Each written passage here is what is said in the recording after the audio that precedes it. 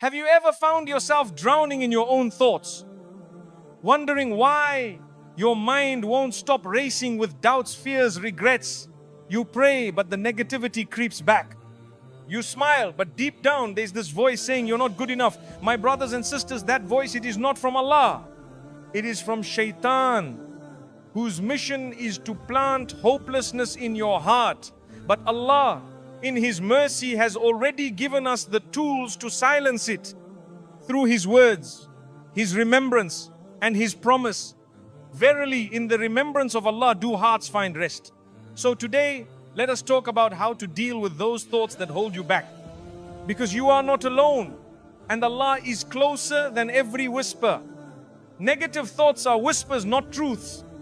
Negative thoughts often arrive like uninvited guests, quiet at first, then loud enough to disturb your peace. But just because they speak doesn't mean they speak the truth.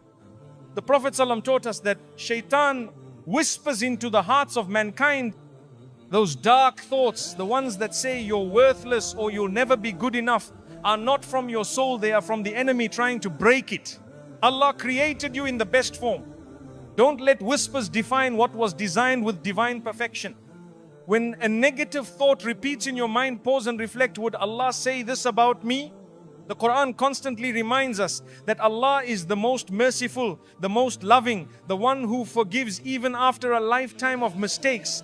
That's the voice you should listen to, not the one that drags you into despair, but the one that lifts you toward hope. Do not despair of the mercy of Allah, He says in Surah Az-Zumar. So, even when your thoughts say you failed, your Lord says, return to me. We often confuse guilt with guidance. Feeling remorse after a sin is a sign your heart is alive, not broken. Shaitan uses guilt to trap you, but Allah uses it to invite you. That thought telling you you're too far gone is a lie. The truth is, as long as your heart beats and your tongue moves, you can still say Astaghfirullah and be forgiven. One sincere dua can erase years of pain. Don't accept the lie that says it's too late. Sometimes we believe negative thoughts simply because they sound familiar. Maybe you heard them growing up from people who were supposed to love you. Maybe society echoed them so many times that you started to believe. But remember, the Quran didn't come to confirm your fears, it came to correct them. Allah doesn't call you broken, He calls you Abdi's servant. That alone makes you valuable beyond measure. The mind can be a battlefield, and sometimes the loudest war is the one no one sees. But even when no one else knows what you're thinking, Allah does. And He is gentle with the broken. He sees the inner struggle, the silent battles, the hidden pain. He rewards effort, not perfection. So, when your mind whispers weakness, remind yourself, Allah sees my effort, not just my outcome. Every time you choose not to believe a negative thought, you are winning a spiritual battle. It may not feel dramatic, but in the sight of Allah, it is a huge victory. The Prophet ﷺ said that even removing a harmful object from the road is charity. So imagine the reward of removing harmful thoughts from your mind. That too is an act of worship. That too is rewarded.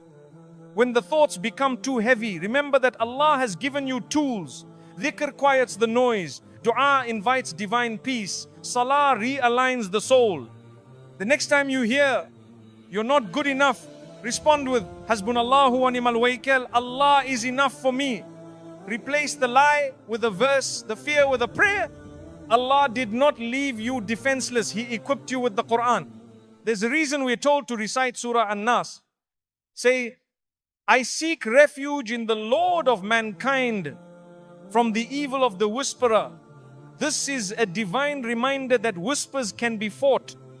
You don't have to agree with every voice in your head. You can protect yourself. Seek refuge, push back. Not every thought deserves a seat in your heart. Some need to be turned away with Bismillah and courage.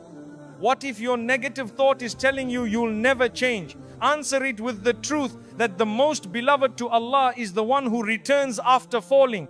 Verily, Allah loves those who repent and purify themselves. That means Allah is not surprised by your flaws. He expects your struggle, not your perfection. He wants your return, not your performance. The path back to Him is always open. You were not created to be a prisoner of your mind. You were created to rise, to serve, to worship, to reflect the beauty of your Creator in how you carry your trials. So when those thoughts creep in, telling you you're a burden, remind yourself, you are a soul honored by Allah, a heart chosen to bear tests, a person still breathing, which means there's still hope, still purpose, still divine attention upon you. The most powerful thing you can do in the face of dark thoughts is not to fight harder, it's to surrender smarter. Surrender those thoughts to Allah. Say, Ya Allah, I don't know what's real in my mind anymore, but I know your words are true. Help me replace these whispers with your light. And you'll find over time, the light returns. Slowly, softly, because Allah never abandons those who call upon Him. So remember, negative thoughts are whispers, not truths. You are more than what your mind sometimes says. You are what Allah says you are. And He calls you capable, forgiven, guided and loved. Hold on to that voice. It's the only one that truly matters. Shaitan feeds doubt to weaken your faith. Shaitan doesn't need to defeat you with action. He starts by planting a whisper, a question, a doubt. He doesn't shout, he nudges. Are you sure Allah will forgive you? Why hasn't He answered your dua yet? These thoughts are not innocent. They are seeds planted to shake your trust. Allah tells us in the Quran, He, Shaitan, only invites his followers so that they may become companions of the fire. That invitation often begins with doubt. Doubt is not always loud. Sometimes it comes disguised as overthinking. You begin to replay mistakes. You wonder if your prayers are even being heard. You ask yourself, am I even a good Muslim? This cycle weakens the heart. But Allah in His mercy reminds us, and never give up hope of Allah's mercy. Indeed, none despairs of Allah's mercy except the disbelieving people. Doubt is not humility. Doubt is a weapon, and it's one Shaitan uses well. The Prophet ﷺ told us that Shaitan runs through the veins of mankind like blood. That means his approach is subtle. You don't always recognize his attack. He won't say, leave Islam. He will first say, you've sinned too much. Then he'll say, why bother praying? Then why even ask Allah? Until your connection weakens and your soul starts to dry. That's his goal, not to destroy instantly, but to disconnect gradually. Remember that Allah knows Shaitan's strategy, and He gave you protection before the enemy even arrived. Dhikr, Salah, Quran, Dua. These are not just rituals, they are shields. Every time you remember Allah, Shaitan loses ground. Indeed, the plots of Shaitan are weak, says the Quran. You are not defenseless. You have been given divine armor, but you must choose to wear it.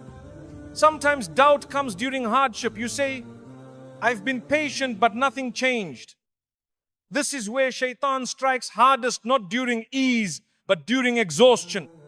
He whispers, if Allah cared, you wouldn't suffer. But the truth is, hardship is not punishment, it's preparation. Even the prophets faced trials.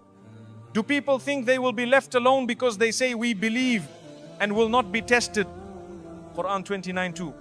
Shaitan wants you to forget Allah's names. He wants you to remember fear but forget Ar-Rahman. He wants you to dwell on weakness but forget Al-Qadir.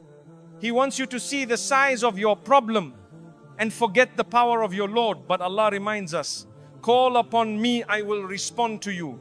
Even when you whisper from a broken place, He listens. Shaitan hopes you forget that. Faith isn't the absence of doubt. It's choosing Allah despite the doubt. Even the companions asked questions. Even Ibrahim asked how Allah gives life to the dead. Allah did not reject him. He responded. He showed. He strengthened. So if you ever feel unsure, know that seeking clarity is not weakness. Staying in despair is. Turn to Allah with your questions, not away from Him.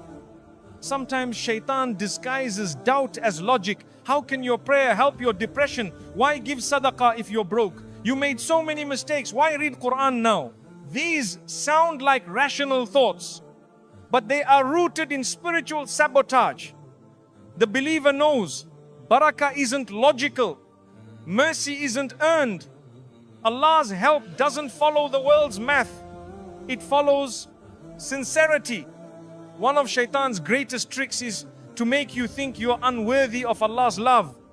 That if people walked away from you, Allah will too. But listen closely, the more distant you feel, the more mercy is on its way. The Quran says, and He is with you wherever you are. Your worth is not based on people's approval.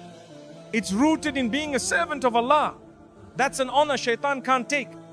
Even when you sin, Shaitan uses your guilt against you. Not to help you repent, but to make you hide. He'll say, look at you, what's the point of tawbah? But Allah says, oh my servants who have transgressed against themselves, do not despair of the mercy of Allah. The minute you raise your hands, the door opens. Don't let whispers drown out divine truth. Shaitan is a liar. He lied to Adam. He lied about the tree. And he lied about the promise. But Allah in every story restores what Shaitan tries to steal. Adam was forgiven. Musa overcame Pharaoh. Yusuf rose from the prison to the palace. The trick is to wait, to hold your ground. Because when you choose Allah over the whispers, the angels celebrate you. In the end, the only voice worth believing is the voice of your Rabb. His words are timeless, healing and true. He calls you my servant. He calls you forgiven. He calls you guided. So the next time Shaitan whispers fear, speak back with faith. Say, Hasbi Allahu la ilaha illa huwa. Allah is enough. Because Shaitan may whisper, but he cannot win unless you let him. The Quran realigns your mind and heart. The heart becomes heavy when it listens too long to the noise of the world. But the Quran enters not as noise but as light. It doesn't shout, it soothes. When the Prophet ﷺ was burdened with sorrow, Allah didn't just comfort him with words, He gave him revelation. Indeed, we know that your heart is distressed by what they say, so glorify the praises of your Lord and be of those who prostrate. Quran 15:97-98. The Quran is not just recitation, it's recalibration. When your thoughts spiral with doubt and anxiety, the Quran pulls you back to center. It reminds you, you are not abandoned. Your Lord has not forsaken you, nor has He detested you. Quran 93:3.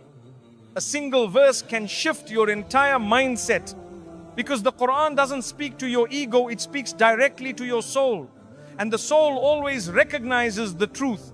Sometimes you don't need a new solution, you need a new perspective. That's what the Quran does. It reframes hardship as elevation, delay as wisdom, pain as purification. It may be that you dislike something while it is good for you. Quran 2:216. It teaches you that Allah's plan is not random, it's refined. And with each verse, your heart is guided back to trust. We live in a world of distraction, notifications, headlines, opinions. But the Quran pulls your gaze from the dunya to the divine. It softens a hard heart. It silences overthinking. It reminds you of what matters. Know that the life of this world is but amusement and diversion. Quran 57:20. It's not just a reminder. It's realignment. Your priorities shift when your soul is nourished. Every time you feel distant from yourself, ask, how distant have I been from the Quran? Because the heart that disconnects from its creator loses its compass. But Allah says this is the book in which there is no doubt, a guidance for the God conscious. Quran 2:2. The Quran doesn't just teach you how to live, it teaches you how to return to who you were meant to be. Have you ever opened the Quran and found the exact verse that matched your moment? That is no coincidence, it's divine timing. Allah speaks through the Quran to every individual differently, but with the same mercy. Indeed, this Quran guides to that which is most upright. Quran 17:9. It's not outdated, it's timeless. Relevant yesterday, today, and forever. When anxiety weighs on your chest, the Quran becomes your breath. When grief silences your voice, the Quran speaks healing. When people misunderstand you, the Quran understands you completely. It doesn't need explanations. It sees your tears, your